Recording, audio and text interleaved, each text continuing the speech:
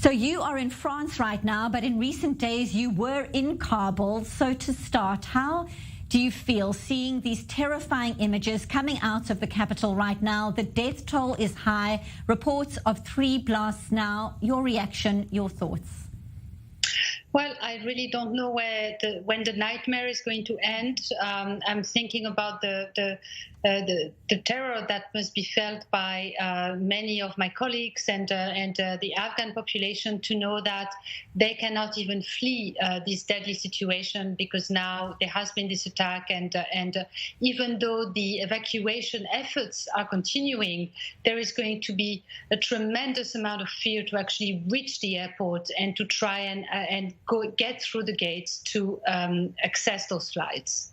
Now, Victoria, many observers had warned of a possible attack in the final days of this evacuation from Afghanistan. Already, fingers pointed at President Joe Biden for his handling of the withdrawal, then the evacuation, and now this.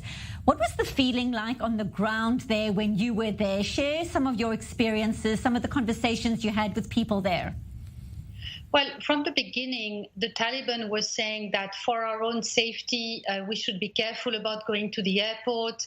They keep mentioning people's safety. And, you know, I don't buy the assumption that this attack is actually coming directly from the Islamic State. I think that it's benefiting the Taliban, and all the rhetoric that they have been, claiming since the fall of Kabul on August 15th points in the direction that maybe they didn't want anybody to continue to leave Afghanistan, and maybe this attack today is actually benefiting them on the long run. So I think we have to be really careful about where this attack can be coming from, and also it's important to remember the events that led to this attack today and the rhetoric used by the Taliban all throughout.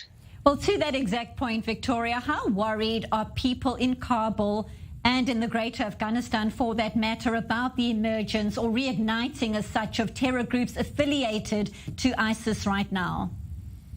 Well, they've always been worried. I mean, there has been a continuous stream of attacks throughout the past year.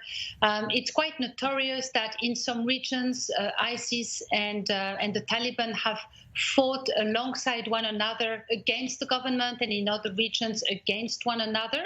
So very often, whenever something does not suit the Taliban, it is then being carried out by the Islamic State. So people are really worried that at this time, even though the Taliban are said to be in charge of the security of Kabul and in charge of Afghanistan per se, there is always going to be that leverage played by other groups that are very, very keen to the ideals of the Taliban that are going to continue terrorizing the population. And that's really what people are worried about today specifically, that this conflict is actually not ending with the accession of the Taliban to power, and that the Taliban are using ISIS as a proxy group to keep terrorizing the population. So given that, if you could give a message directly to President Joe Biden, the U.S. leadership, about what is unfolding right now, what would you be saying to them right now?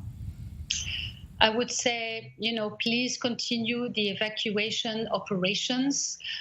There is a really important group in Afghanistan of, threatened civil society leaders, human rights activists, academics that need your help. And please do not give up on them. And this is really the future of Afghanistan. Afghanistan is about to, enter an age of darkness, but this group of people that they can still save will be there in the future to rebuild Afghanistan and to rebuild, a country that really deserves to be assisted and to be believed in at this time. So please don't give up.